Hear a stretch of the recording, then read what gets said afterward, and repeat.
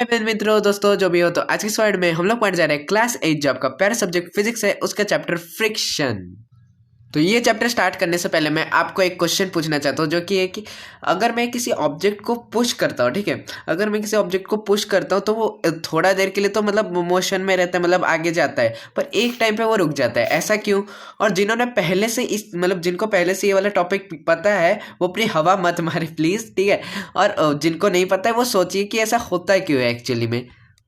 और जिनको पता भी है कि इसका रीज़न क्या है वो भी सोचिए कि अगर आपको ये पता नहीं रहता तो आप क्या सोचते, क्या आप यही सोचते हैं या फिर आप कुछ और सोचते हैं? अगर आप सोच रहे हैं कि ये नेचुरल स्टेट ऑफ ऑब्जेक्ट है कि ये रेस्ट में जाना है तो आप घबराइए मत, क्योंकि आप गलत गलत तो है, पर ये जो साइंटिस्ट थे जो जिनको कि हम एक टाइप के महान समझते हैं साइंस के फील्ड में, वो भी यही ही सोचते थे कि the natural state of object is to be at rest, मतलब चाहे कोई भी ऑब्जेक्ट को मोशन में डाल दे पर उसका नेचुरल स्टेट और रेस्ट में ही रहना है। ये एरिस्टोटल सोचते थे, ठीक है। एरिस्टोटल नाम के एक साइंटिस्ट जो कि आप बार बार सुनेंगे क्योंकि वो केमिस्ट्री फिजिक्स बायोलॉजी सारे फील्ड्स में उन्होंने अपना महारत हासिल करके रखा है, पर इस स्टेटमेंट में वो गलत थे, ठीक है। तो फिर उसके बाद कौन ये स्टेटमेंट को मतलब सही किया, वो साइंटिस्ट का नाम है गैलीलियो।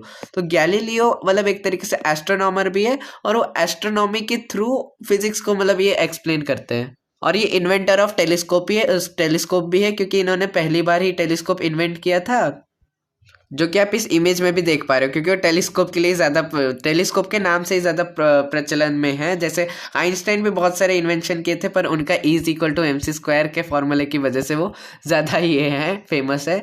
तो उन्होंने क्या बोला कि but the moon is moving continuously since billions of years, मतलब वो मतलब बिलियंस ऑफ ईयर्स से तो मतलब मून घूमते रह रहा है, घूमते रह रहा है, घूमते रह रहा है, वो तो कभी रेस्ट में नहीं है। तो फिर मतलब आप कैसे बोल सकते हैं कि natural state of object is to be at rest?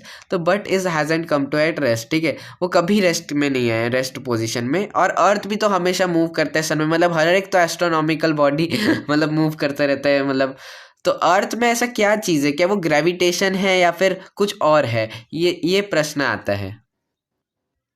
वो मतलब उन्होंने फिर बोला कि वो सोचते हैं कि मतलब ऑब्जेक्ट तब तक के मूव करेगा जब तक कि कोई एक्सटर्नल फोर्स उस ऑब्जेक्ट पे एक्ट ना करे, और उसी फोर्स का नाम है फ्रिक्शन। मतलब जब भी आप किसी ऑब्जेक्ट को मूव करते तो वो फ्रिक्शन की वजह से रुकता है। अभी फ्रिक्शन क्या है और ये मतलब कैसे दिखता है ये वाला फोर्स? जैसे ग्रेविटेशन, मतलब अर्थ हमें दिखता है ग्रेविटेशन, अगर हम सोचते हैं तो मस्कुलर फोर्स सोचते हैं तो मसल दिखते हैं हमें, मैग्नेटिक तो मैग्नेट दिखता है। तो भाई ये फ्रिक्शनल फोर्स में हम कैसे इमेजिन करें कि कौन सा ऑब्जेक्ट दिखेगा, क्या दिखेगा हमें? तो आप ये इमेजेस में ही देख सकते हैं कि ये सर्फेसेस के बीच में एक्ट करता है। मतलब friction is a force that occurs when two surfaces comes in contact, मतलब एक कांटेक्ट फोर्स एक तरीके से। और हमने पिछले चैप्टर में भी थोड़ा बहुत डिस्कस कर लिया था फ्रिक्शन के बारे में, ठीक है। तो two surfaces comes in contact with each other, ठीक है। तो मतलब ये तभी एक्ट करता है जब दो सरफेसेस, चाहे वो कोई भी सरफेस हो, पर वो कांटेक्ट में रहना चाहिए तभी वो एक्ट करेगा, ठीक है।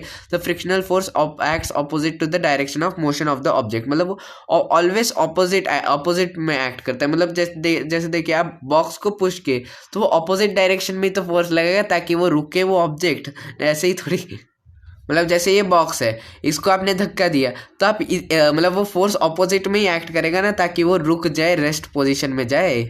तो वही है फंडा, और क्या? The force of friction opposites the relative motion between the surfaces of two moving object. अभी रिलेटिव मोशन क्या है आप ये पूछेंगे, रिलेटिव मोशन क्या है? उसके लिए मैं आपको एक एग्जांपल दूंगा। ले लीजिए कि यहाँ पे दो ठो गाड़ियाँ हैं, ठीक है, और दोनों गाड़ियाँ सेम स्पीड से ही चल रही है, ठीक है। तो मतलब आप क्या देखेंगे कि वो गाड़ी एक्चुअल में रेस्ट में है, और जो आपका जो आजू बाजू में जो पेड़ है और जो भी इंसान लोग हैं गाड़ी के बाहर है, वो आपको दिखेंगे कि वो रेस्ट मोशन में है, क्योंकि वो आपके पीछे तरफ जाते हुए दिखाई देंगे। और एक्चुअल में भी अगर आप ले लीजिए कि इस गाड़ी से नीचे कूदे तो आप पक्का गिर के हाथ पैर तुड़वाने ही वाले हैं अगर वो गाड़ी ज़्यादा स्पीड में हुई तो। और अगर आप सेम स्पीड में दो गाड़ी है, चाहे वो दोनों गाड़ी का जितना भी स्पीड हो, अगर वो दोनों गाड़ी का स्पीड सेम हुआ और अगर आप एक गाड़ी से दूसरे गाड़ी में गए तो फिर आपको कुछ नहीं होगा, आप नॉर्मली ही गिरेंगे। जैसे आप दो सरफेस मतलब एक जगह से दूसरे जगह नॉर्मली कूदते हैं वैसे ही आपको लगेगा।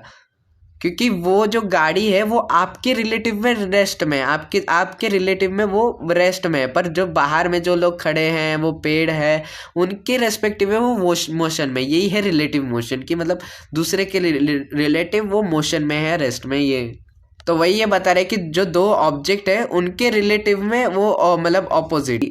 अभी अगर मैं आपसे पूछूं कि ये वाला इमेज में आप क्या देख सकते हैं, तो आप बोलेंगे हिमालय देख सकते हैं आप, हिमालय की चोटियाँ। तो बेसिकली हाँ, आप सही है, पर क्या होगा अगर मैं आपको बोलूँ कि आपके घर में ही एक हिमालय है, बस आपको पता नहीं चल रहा।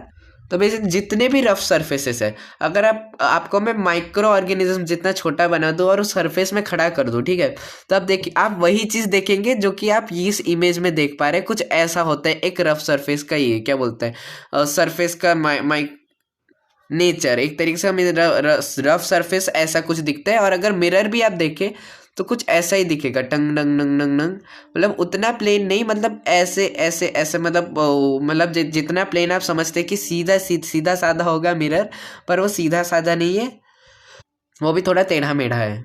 तो अभी हम आपको बता दें कि अब अगर आपको फ्रिक्शन देखना है तो आप कैसे देख सकते हैं फ्रिक्शन को, पर इस लेवल में आप नहीं, इस लेवल में आपको देखना है फ्रिक्शन। नहीं तो क्योंकि स्कूल के बुक में नहीं, मैं आपको ऐसे इमेजिन करने के लिए बोला कि फ्रिक्शनल जो रफ सरफेस है वो कैसा दिखता है। पर एक्चुअल में रफ सरफेस को अगर आपको बनाना होगा, अगर आप डायग्राम बनाना चाहते हैं नोटबुक में, तो आप मतलब बुक में या पेपर में, अगर एग्जाम पेपर में, तो आप ऐसा कुछ बना सकते हैं। अब फैक्टर्स अफेक्टिंग फ्रिक्शन, तो कौन से फैक्टर्स अफेक्ट करते हैं irregularities of the surface, regularity of the surface और इट्स स्मूथनेस, और फिर टू सरफेस प्रेस्ड हार्ड। हाँ, तो जब दो रफ सरफेस या इरेगुलर सरफेस एक दूसरे के साथ रब किए जाएंगे तो इसका मतलब फ्रिक्शनल फोर्स हाई होगा उन दोनों के बीच में जो फ्रिक्शनल फोर्स लग रहा है। पर जब स्मूथ सरफेसेस रब किए जाएंगे तो फ्रिक्शनल फोर्स लो रहेगा। जैसे कि आप देख भी सकते होंगे कि जब हम रफ सरफेस के ऊपर चलते हैं तो उसके ऊपर चलने में मुश्किल होती है, पर जब हम आइस में चलते हैं तो चल ही नहीं पाते, इतना स्मूथ होता है। तो इसका मतलब क्या है कि उसमें फ्रिक्शनल फोर्स मतलब कम है आइस सरफेस में, और जो मतलब बेसिकली स्मूथ सरफेस में फ्रिक्शन कम है और रफ सरफेस में ज़्यादा है। एक तरीके से यही है कंक्लूजन। और फिर उसके the force of friction increases between the two surfaces when one object is pressed hard. मतलब जैसे कि आप अगर कुछ एक ऑब्जेक्ट को मूव करना चाहते हैं, जैसे कि मैं ही इस ऑब्जेक्ट को मूव करना चाहता हूँ और ये बंदा क्या कर रहा है कि दबा के रखा है उस ऑब्जेक्ट को, तो फिर क्या होगा कि ये और मतलब ये जो इरेगुलरिटीज है वो और नीचे धंसने लगेंगे, जिसके कारण कि फ्रिक्शनल फोर्स और बढ़ेगा। मतलब जैसे नॉर्मली ये होता है, और ज़्यादा नीचे धंसने के कारण ये और ज़्यादा मतलब हार्ड होगा पुश करने के लिए मेरे लिए। तो एक तरीके से इसको भी हम फैक्टर्स ऑफ फ्रिक्शन में ऐड कर सकते हैं। अब हम डिस्कस करने वाले टाइप्स ऑफ फ्रिक्शन के बारे में, जो कि एक इम्पॉर्टेंट टॉपिक है, क्योंकि अभी नहीं बाद में भी काम आएगा, ठीक है। अब मतलब अभी भी काम आएगा पर बाद में भी काम आएगा एक तरीके से, ठीक है। स्टैटिक फ्रिक्शन, तो स्टैटिक फ्रिक्शन का मतलब क्या है कि जब एक ऑब्जेक्ट रेस्ट में होता है, मतलब जैसे कि ये वाला ऑब्जेक्ट है, ठीक है, ये ऑब्जेक्ट अभी रेस्ट में है, ठीक है, और अगर इसके ऊपर फोर्स एक्ट हुआ और जब तक के मूव नहीं करता तब तक के इसके ऊपर स्टैटिक फ्रिक्शन लगेगा। तो वही है इसका डेफिनेशन कि the frictional force comes to play until the object starts moving. मतलब जब तक ये मूव करना स्टार्ट नहीं करता तब तक ये स्टैटिक फ्रिक्शन में ही रहेगा, मतलब रेस्ट में ही रहेगा, उसको स्टैटिक फ्रिक्शन बोलते हैं। और उसका स्लाइड, और जब अगर ये मूव करना स्टार्ट कर दिया तो इसके ऊपर स्लाइडिंग फ्रिक्शन लगेगा। मतलब सब सेम ही एक तरीके से, बस इनका मैग्नीट्यूड डिफरेंट है। और जब ऑब्जेक्ट मूव करना स्टार्ट कर देते तो फ्रिक्शनल फोर्स थोड़ा कम हो जाता है, मतलब जितना रेस्ट पोजीशन में जितना फोर्स लग रहा था उस पर फ्रिक्शनल फोर्स, उससे रिलेटिवली कम लगता है फोर्स। मतलब कुछ ऐसा आप ग्राफ देखेंगे, अगर फ्रिक्शनल फोर्स, अगर मैं ग्राफ बनाऊँ तो अगर मैग्नीट्यूड इंक्रीज हुआ तो फ्रिक्शनल फोर्स पहले तो कांस्टेंट रहेगा, फिर धीरे धीरे धीरे धीरे स्लाइडिंग, जितना ज़्यादा मोशन होगा उतना कम स्लाइडिंग फ्रिक्शन होगा, ऐसा है, ठीक है। पर जितना भी ज़्यादा आपका बॉडी मोशन में हो, पर कुछ ना कुछ कितना एक मैग्नीट्यूड का स्लाइडिंग फ्रिक्शन आपके ऑब्जेक्ट में लगेगा ही लगेगा। और फिर उससे कम मैग्नीट्यूड का फ्रिक्शन है रोलिंग फ्रिक्शन। मतलब जैसे कि एक बॉल हुआ, ठीक है, वो इसी सरफेस पे रोल कर रहा है जो ग्राफ मैंने बनाया है, तो मतलब बेसिकली बॉल को प्लेन सरफेस में भी अगर हम मूव किए तो वो इजीली रोल हो जाता है, मतलब ज़्यादा फोर्स नहीं लगता उस पर। तो मतलब क्या बोलते हैं, रोलिंग ऑन अ सरफेस, मतलब जब रोल करता है एक ऑब्जेक्ट सरफेस पे तब उसको रोलिंग फ्रिक्शन बोलते हैं। और ये एक तरीके से चीट कर देता है फ्रिक्शन को एक तरीके से, क्योंकि देखिए स्लाइडिंग फ्रिक्शन के केस में क्या है कि ऑब्जेक्ट का जो मतलब, तो basically friction surface in contact पे डिपेंड करता है, तो जितना ज़्यादा सरफेस कांटेक्ट में रहेगा उतना ज़्यादा फ्रिक्शन होगा। तो बेसिकली इसमें ये क्या हो रहा है कि ऑब्जेक्ट तो आगे तरफ मूव कर रहा है, ठीक है, आगे तरफ मूव कर रहा है, पर इसमें ज़्यादा सरफेस कांटेक्ट में और ज़्यादा इसका मतलब ज़्यादा फोर्स लगेगा फ्रिक्शन का। पर रोलिंग ऑब्जेक्ट के केस में क्या है कि बहुत कम सरफेस क्या होता है कि कांटेक्ट में रहता है जब हम फोर्स एक्ट करते हैं किसी मतलब रोलिंग ऑब्जेक्ट में। तो इस केस में क्या है कि रोलिंग फ्रिक्शन जीत जाता है सबसे ज़्यादा लेस मैग्नीट्यूड के केस में। ज़्यादा मैग्नीट्यूड अगर हम ये करें तो स्टैटिक फ्रिक्शन जीतेगा, ठीक है, स्लाइडिंग फ्रिक्शन ऑलवेज सेंटर। पर फिर मैंने यहाँ पे फोर्थ टाइप ऑफ फ्रिक्शन लिखा है जो कि है फ्लूइड फ्रिक्शन। तो ये फ्रिक्शन तब एक्ट करता है जब एक ऑब्जेक्ट फ्लूइड में है, और ये फ्लूइड का मतलब लिक्विड में समझना है, क्योंकि ठीक है आप लिक्विड भी है फ्लूइड, पर उसके साथ साथ गैस भी फ्लूइड है। फ्लूइड का मतलब ये कि anything which can flow, fluid का मतलब क्या है, एनीथिंग विच कैन फ्लो, ठीक है, fluid is equal to flow, ठीक है। तो गैस भी फ्लो करता है और लिक्विड भी फ्लो करता है। तो मतलब जब एक ऑब्जेक्ट किसी गैसियस या लिक्विड सब्सटेंस के अंदर रहता है, और फिर मतलब आपको पता ही होगा कि जब बोट हम चलाते हैं तो तभी भी हमें तो फोर्स लगाना पड़ता है ना पीछे तरफ, तब जाके ही तो आपका बोट आगे जाता है। तो वो फ्रिक्शन के कारण वो रुक जाता है वो बोट, इसलिए हमें लगातार फोर्स लगाना पड़ता है जिससे कि बोट चले एटलीस्ट। या तो फिर बॉल को जब आप आसमान में फेंकते हैं तो वो धीरे धीरे रुकने लगता है एक तरीके से। हाँ, एक तो एक ग्रेविटेशनल फोर्स की वजह से नीचे तो जाता ही है, साथ साथ उसका स्पीड भी स्लो होते जाता है, मतलब आकाश में। या तो फिर अगर आप पेपर को भी सामने तरफ फेंके तो वो मतलब धीरे धीरे मतलब अचानक से ही रुकने लग जाता है, मतलब आगे नहीं जाता पर रुक जाता है वहीं पे ही एक तरीके से। तो वो क्यों होता है? फ्लूइड फ्रिक्शन की वजह से। तो एयर इस केस में एग्जर्ट करता है फ्रिक्शन। अगर पानी में जाए तो पानी वाला भी फ्रिक्शन फ्लूइड फ्रिक्शन ही होगा, ठीक है। तो the fluid exerts a fluid friction on the object when the medium is it is called air friction, ठीक है। तो बेसिकली एयर फ्रिक्शन भी फ्लूइड फ्रिक्शन के अंदर आता है, पर उसका स्पेसिफिक ये है ब्रांच है। जब एरोप्लेन भी हवा में चलाते हैं तो एरोप्लेन के भी केस में तो हमें आगे की तरफ थोड़ा सा तो फोर्स लगाना पड़ता है ना। तो वो क्यों लगाना पड़ता है? क्योंकि एयर आता है सामने, एयर हमें मतलब ऑपोजिट फोर्स लगाता है हमारे रिलेटिव मोशन पे। और फिर उसके बाद वाटर के भी फ्रिक्शन का एक स्पेसिफिक नाम है जो कि विस्कस फ्रिक्शन, ठीक है। तो फ्लूइड फ्रिक्शन के अंदर आते हैं एयर फ्रिक्शन और विस्कस फ्रिक्शन, ठीक है। तो एयर और विस्कस फ्रिक्शन अलग है, पर जो फ्लूइड फ्रिक्शन है वो एयर और विस्कस फ्रिक्शन है, ठीक है। तो अभी हम बहुत बार फ्रिक्शन को कोस चुके कि भाई कितना मतलब अगर फ्रिक्शन नहीं होता तो हम कितना फ्री में मतलब जितना हम कि भाई अगर आज फ्रिक्शन नहीं होता तो हमें एयर ट्रैवल सस्ता हो जाता, फिर हमें पेट्रोल के लिए भी पैसे खर्च नहीं करने पड़ते। ऐसे ही थोड़ा सा फोर्स लगा देते गाड़ी का, थोड़ा सा पेट्रोल बस खर्च होता है और हम कितना दूर पहुंच जाते हैं। फ्रिक्शनल फोर्स की वजह से कितना कुछ हमें सहना पड़ रहा है, पर इस फ्रिक्शनल फोर्स की वजह से आप चल पाते हैं, आप लिख पाते हैं, आप नेल फिक्स कर सकते हैं वॉल पे, ठीक है। और फिर उसके बाद moving object would never be able to come at rest without a frictional force. अगर हम धक्का खाए किसी भी चीज से और कोई भी चीज आपके सामने नहीं है जो कि आपको फोर्स दे, तो आप चलते ही जाएंगे जब तक कि कोई आपको रोकता नहीं है, ठीक है।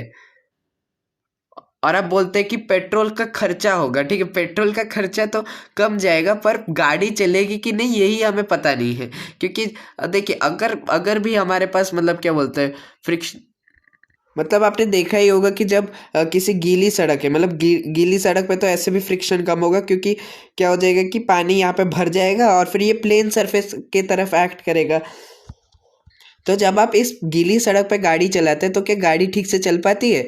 या फिर ले लीजिए कि बर्फीले सड़क पे कभी आपने गाड़ी चलती हुई देखी है? नहीं ना, क्योंकि गाड़ी का टायर जब मूव करता है तो वो गाड़ी आगे ही नहीं जा पाती, क्योंकि फोर्स ही नहीं लग पाता ये इसमें। तो एक तरीके से इस साइड में हम फोर्स लगाते हैं तो वो इस साइड में फोर्स लगाता है सरफेस, जिससे कि हम आगे जाते हैं। एक तरीके से यही समझ लीजिए।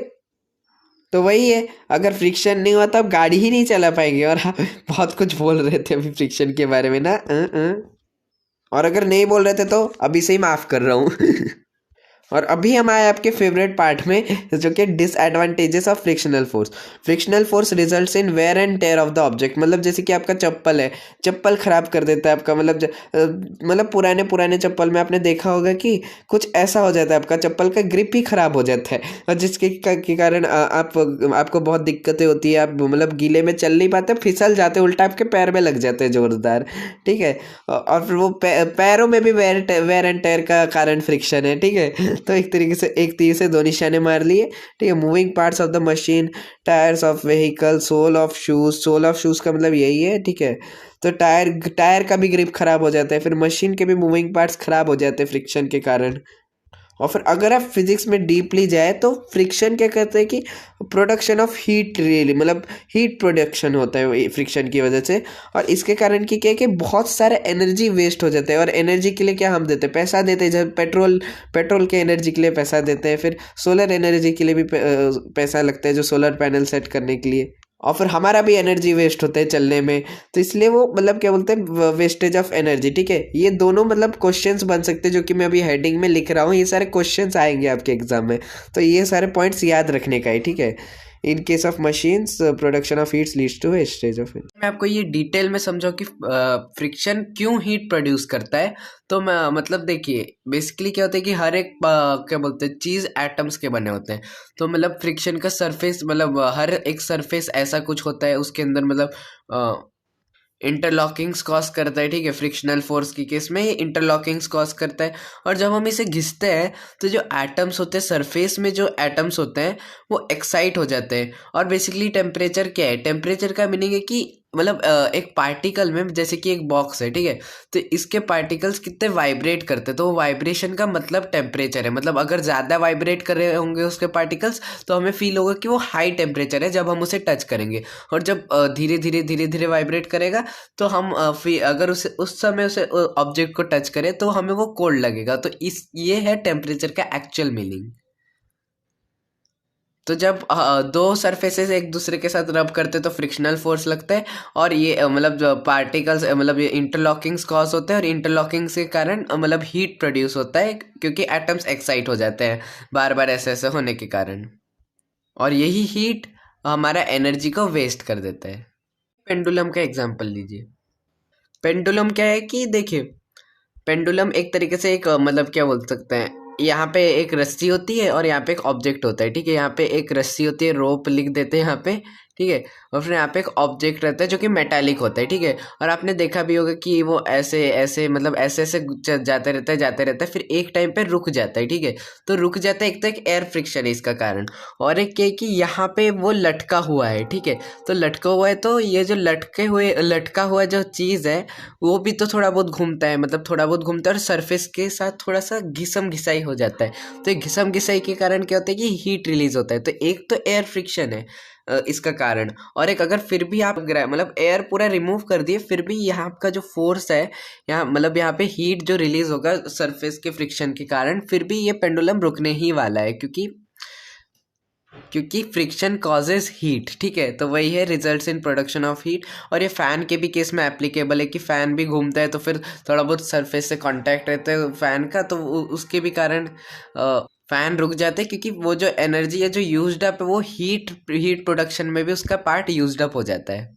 और एक पार्ट मैं आपको बताना चाहता हूँ कि जो बल्ब्स है, बल्ब्स बेसिकली किसके लिए बनाए जाते हैं, लाइट के लिए ना। लाइट मतलब प्रोड्यूस करे और हमारे घर को रोशन करे, बल्ब इसलिए तो बनाए जाते हैं। पर क्या आप जानते हैं कि जो 90 to 80% जो एनर्जी जो बल्ब का होता है वो हीट प्रोडक्शन में ही वेस्ट हो जाता है।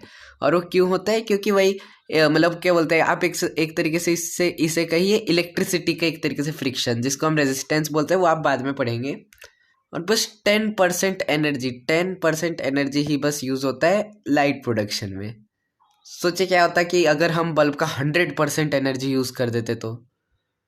निशाने, ठीक है, the frictional force also leads to decrease in speed of a moving object और समटाइम्स स्टॉप्स इट। तो ये भी एक प्रॉब्लम है, क्योंकि अभी हम क्या कर रहे हैं कि फ्रिक्शन को काउंटर करने के लिए बुलेट ट्रेन बना रहे हैं। मतलब जापान में बन रहा है, यहाँ पे भी बनेगा कुछ दिनों बाद, देखना। ठीक है, तो वो एक तो बुलेट ट्रेन के केस में हम क्या करते हैं, हम मैग्नेटिक लेविटेशन करते हैं। मतलब जैसे कि यहाँ पे एक मैग्नेट है, ठीक है, तो जैसे कि मैं यहाँ पे एग्जांपल बता रही हूँ, एक्चुअल मॉडल नहीं है, ठीक है। तो एक तरीके से ये लेविटेट करते हैं हवा में, ठीक है, मैग्नेट की मदद से। नॉर्थ पोल या साउथ पोल ले लीजिए, तो उसका जो पहिया जो लेविटेट करता है, उसके कारण क्या होता है कि जो फ्रिक्शन जो होता है इसमें, वो उससे हम क्या बोलते हैं, छुटकारा पा लेते हैं एक तरीके से फ्रिक्शन से। और इस फ्रिक्शन से छुटकारा पाने के कारण क्या होता है कि हमारे जो जो train maximum 180 kilometre per hour की स्पीड से चलता था कल, वो 500 किलोमीटर पर आवर के स्पीड में चलने लग गया है। मतलब देखिए फ्रिक्शन को रेजिस्ट करने के कारण कितना ये हो रहा है। पर ये बुलेट ट्रेन बनाने के लिए भी हमें बहुत खर्चे होते हैं, तो एक तरीके से ये एक डिसएडवांटेज ही हो गया। Friction force leads to disadvantage decrease in speed of a moving object और समटाइम्स स्टॉप इट। तो ये भी एक तरीके से डिसएडवांटेज हो गया, ठीक है। It can lead to noise pollution in many cases. For instance, aircrafts produce loud sound due to resistance of air. मतलब जैसे जब एयरक्राफ्ट मतलब बहुत स्पीड से जाते हैं एक्चुअली में, तो उस हाई स्पीड के कारण क्या होता है कि बहुत ज़्यादा ही साउंड रिलीज होता है, बहुत ज़्यादा ही। इसलिए हम बहुत हाई एल्टीट्यूड में एयरक्राफ्ट उड़ाते हैं। और अगर आपने सुना होगा तो एयरक्राफ्ट का साउंड बहुत ज़्यादा मतलब बेकार होता है। और अगर आप एयरपोर्ट के साइड में रहते होंगे तो वो तो इतना बहुत बेकार होगा कि साउंड बहुत ज़्यादा आता है एयरक्राफ्ट से। अभी हम ये सीखने वाले कि फ्रिक्शन से हम चीट कैसे कर सकते हैं, मतलब फ्रिक्शन इंक्रीज कैसे कर सकते हैं, क्योंकि हमें ज़रूरत है फ्रिक्शन इंक्रीज करने का, क्योंकि हम चलते हैं दौड़ते हैं। आपको पता था कि सोल, अगर शू का सोल ये मतलब प्लेन हो गया शू, तो हम कितने अच्छे से गिर सकते हैं, ठीक है। तो वैसे ही sole of shoes is grooved, मतलब हम स्पोर्ट्स के केस में ग्रूव्ड शूज यूज़ करते हैं। क्यों?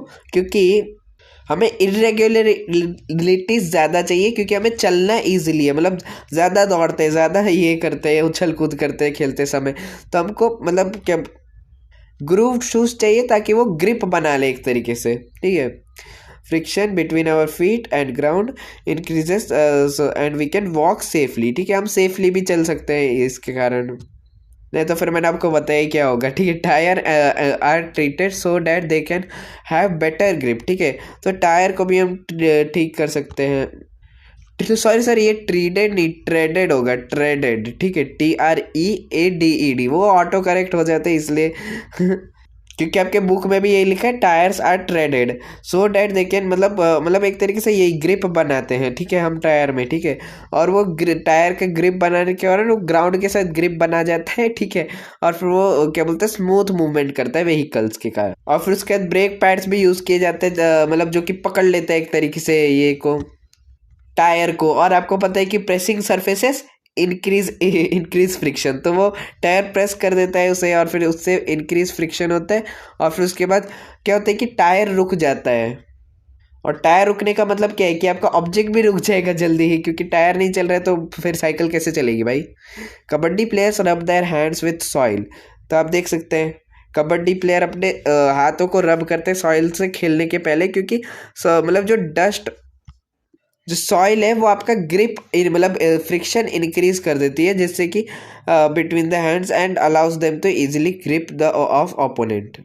पर आप बोलेंगे कि ये पाउडर वाले सब्सटेंसेस से तो क्या बोलते हैं, फ्रिक्शन डिक्रीज हो जाना चाहिए, मतलब हाँ फ्रिक्शन डिक्रीज हो जाना चाहिए और ये और ज़्यादा स्मूथ हो जाना चाहिए सरफेस पर। ये आपका घर का पाउडर नहीं है, यह मिट्टी का पाउडर है, ठीक है। तो मिट्टी के पाउडर की मदद से मतलब फ्रिक्शन इंक्रीज हो जाता है एक तरीके से। घर का पाउडर ऐसा है कि उसका नेचर ऐसा है कि वो आपके हाथ में स्मूथनेस क्रिएट कर देता है, पर ये वाला केस नहीं है, क्योंकि आपके हाथों का इरेगुलरिटी इंक्रीज कर देता है, ठीक है। Gymnasts apply a coarse substance to increase friction, जैसे कि आप देख सकते हैं इस इमेज में, ताकि फ्रिक्शन फिर से इंक्रीज ही हो।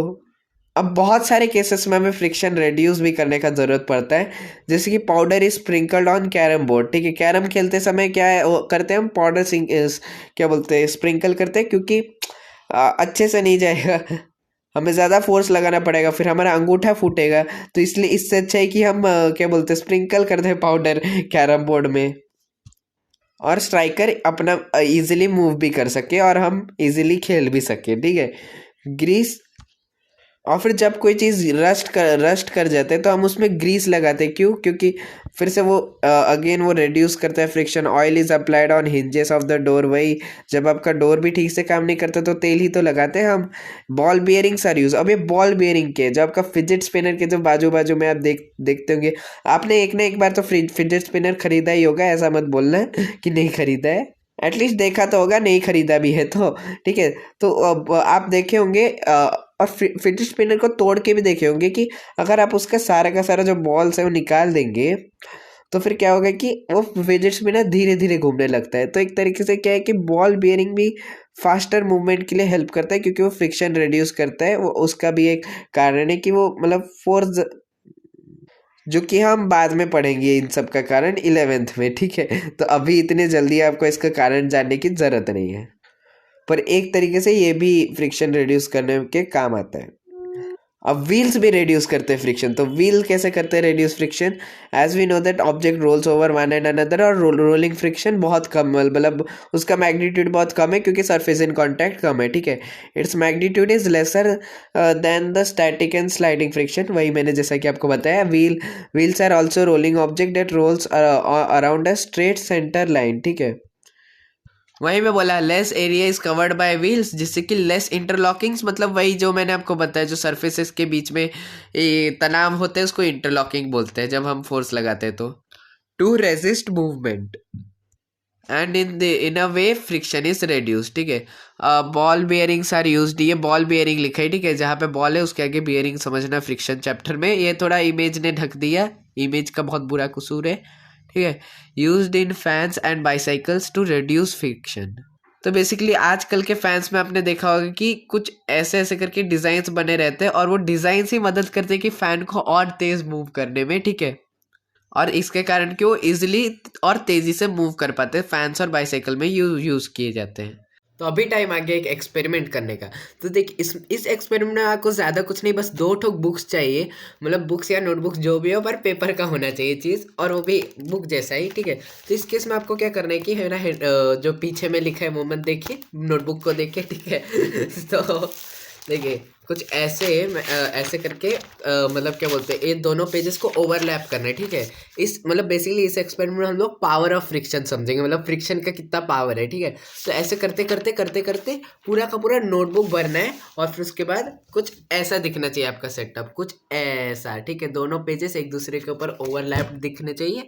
और फिर जब पूरा ये हो जाएगा, तो आप चाहे जितना भी फोर्स लगे, जितना भी, देखिए मैं अपना पूरा फोर्स लगा रहा हूँ, पर फिर भी नहीं निकल रहा। तो आप खुद भी ये एक्सपेरिमेंट घर में ट्राई कर सकते हैं और देखिए, और ऐसा क्यों हो रहा है। देखिए पूरा का पूरा पेज, मतलब बहुत सारे अमाउंट ऑफ पेजेस फ्रिक्शन, मतलब क्या बोलते हैं, फ्रिक्शन, बहुत सारे सरफेसेस है एक दूसरे के ऊपर ओवरलैप्ड है। तो हर एक सरफेस, मतलब इस नोटबुक का हर एक सरफेस एक तरीके से फ्रिक्शन ये कर रहा है। और ऊपर से जो हम लोग ये खींच रहे हैं ना, इसके इसके कारण कि ये नीचे तरफ भी, दो तरफ से देखिए, मैं ऐसे फोर्स डाल रहा हूँ, यहाँ से भी फोर्स डाल रहा हूँ। तो इसका मतलब क्या है कि ये दोनों सरफेसेस एक दूसरे को पुश कर रहे थे, एक तरीके से सरफेस भी एक दूसरे के ऊपर प्रेस हो रहा है, जिससे कि फ्रिक्शन और बढ़ रहा है, ठीक है। ये वाला सरफेस और नीचे वाला सरफेस, ये दोनों एक दूसरे के ऊपर प्रेशर डाल रहे हैं, जिससे कि आग में घी डल रही है, ठीक है।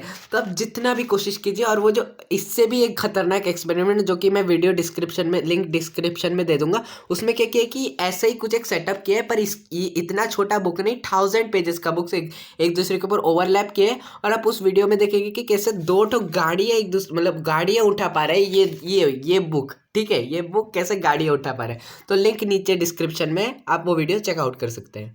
तो फ्लूइड फ्रिक्शन बेसिकली कैसा फ्रिक्शन है, जो कि air, water and other liquids, मतलब air, water, other liquids are called fluids, मतलब बेसिकली यही है फ्लूइड का डेफिनेशन, मतलब anything which can flow. Fluid का डेफिनेशन एक्चुअल में यही है, ठीक है।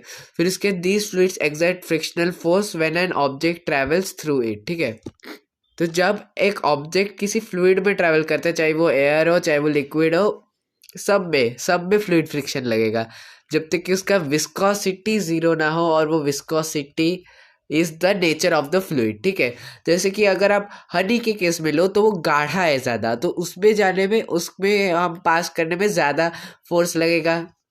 फिर उससे कम गाढ़ा है पानी में फिर जाने से मतलब थोड़ा इजी लगेगा। और सबसे ज़्यादा इजी किस में जाने में लगता है, एयर में। तो एयर का बहुत कम विस्कोसिटी है, मतलब उसका एक तरीके से टेंडेंसी अभी के लिए फिलहाल यही समझ लीजिए कि tendency to stop a object when it travels through it, मतलब जितना ज़्यादा फ्रिक्शनल फोर्स लगेगा उतना ज़्यादा विस्कोसिटी उस ऑब्जेक्ट का होगा, ठीक, मतलब उस फ्लूइड का होगा। तो the speed of a object with respect to the fluids, ठीक है।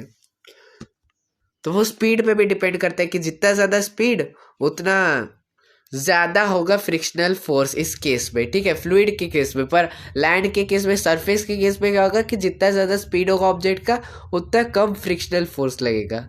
और फिर ये शेप ऑफ द ऑब्जेक्ट पे भी डिपेंड करता है। अभी शेप ऑफ द ऑब्जेक्ट पे कैसे डिपेंड करता है नीचे समझते हैं, ठीक है। तो रेड्यूसिंग फ्रिक्शन, तो ships and boats of V shaped ends, मतलब शिप और बोट्स का वी शेप्ड एंड ही क्यों होता है। तो बेसिकली जब ऐसा शेप होता है किसी ऑब्जेक्ट का और वो फ्लूइड में मूव करते हैं तो वो ज़्यादा अमाउंट ऑफ फ्लूइड को मतलब रोके रखता है एक तरीके से।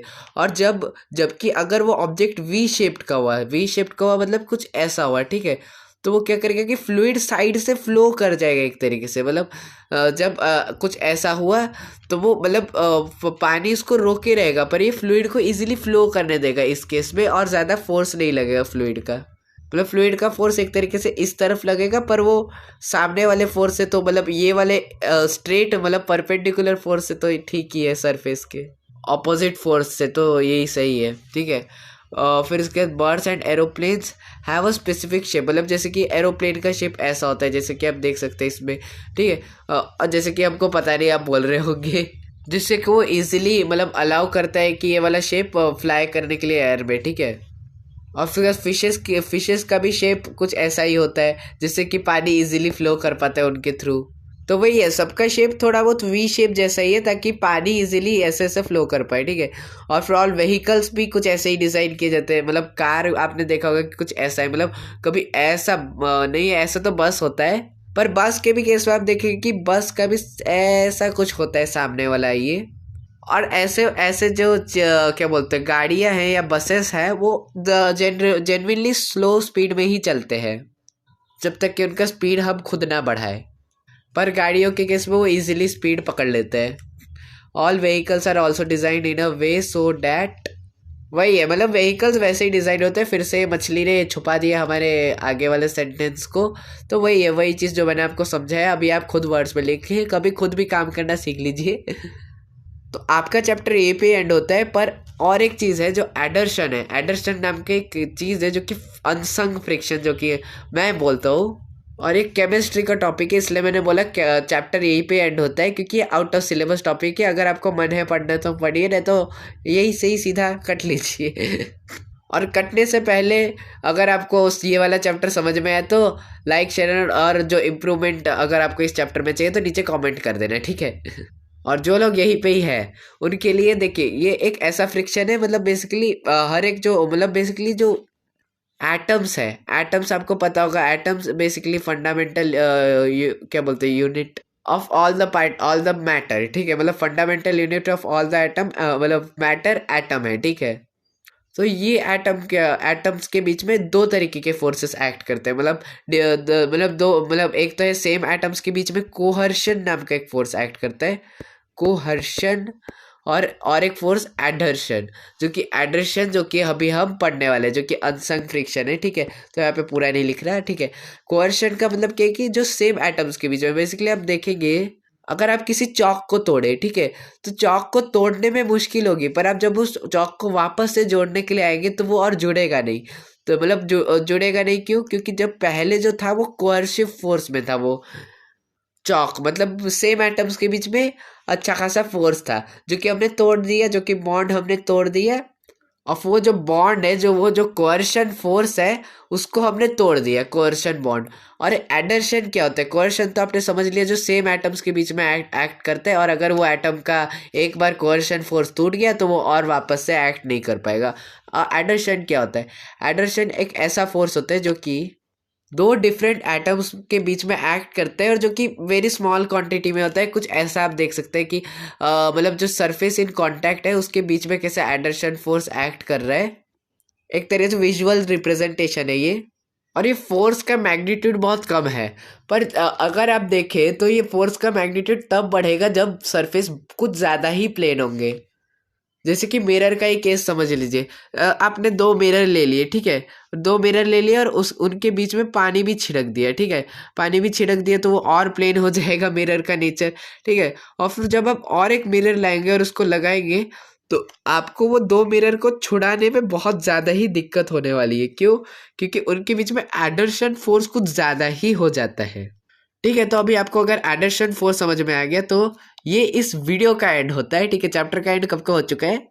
अगर आपको हमारा ये वाला प्रेजेंटेशन सक्सेसफुल हुआ एक्सप्लेन करने के लिए ये वाला चैप्टर जो कि फ्रिक्शन, तो फिर आप हमें मोटिवेट करते रहिए लाइक और सब्सक्राइब करके हमारे चैनल को, जिससे कि हमें बहुत मोटिवेशन मिलता है। तो ये फ्री भी है यार, कर ही दो यार अब और अगर सक्षम नहीं रहा तो आप नीचे कमेंट सेक्शन है, उसमें हम आप अपना शेयर कर सकते हैं। तो भाई नीचे कमेंट सेक्शन तो है यार, आप अपना फीलिंग शेयर कीजिए, क्या इस चैनल में आप क्या इम्प्रूवमेंट देखना चाहते हैं। और जो प्रेजेंटेशन का जो लिंक है वो नीचे डिस्क्रिप्शन में मिल जाएगा आपको। और जाते जाते वो वाला एक्सपेरिमेंट भी करके जाना कि मतलब जो मैंने आपको बताया था कि बुक का जो पेजेस को एक दूसरे के ऊपर करने से, और फिर उसके बाद वो वाला जो एक्सपेरिमेंट जो आपको पहले बताया था वो वाला एक्सपेरिमेंट ज़रूर ट्राई करना है, क्योंकि वो वाला एक्सपेरिमेंट आपको बिल्कुल फैसिनेट करने वाला है। और मैं आपको एक वीडियो भी सजेस्ट करूंगा इस एक्सपेरिमेंट का, और वो भी आप देखना कि भाई वो जो फ्रिक्शन के कारण हम बड़े बड़े गाड़ियाँ लिफ्ट कर पा रहे हैं, वही वाला फोर्स। उस एक्सपेरिमेंट का लिंक मैं डिस्क्रिप्शन में दे दूंगा, तो अगर आप इंटरेस्टेड है फ्रिक्शन में तो आप वो वाला भी वीडियो देख सकते हैं, और क्योंकि वो वाला वीडियो एक्चुअल में आपको फैसिनेट करने वाला है। तो मिलते हैं हम आपको अपने नेक्स्ट वीडियो में, तब तक के लिए गुड बाय।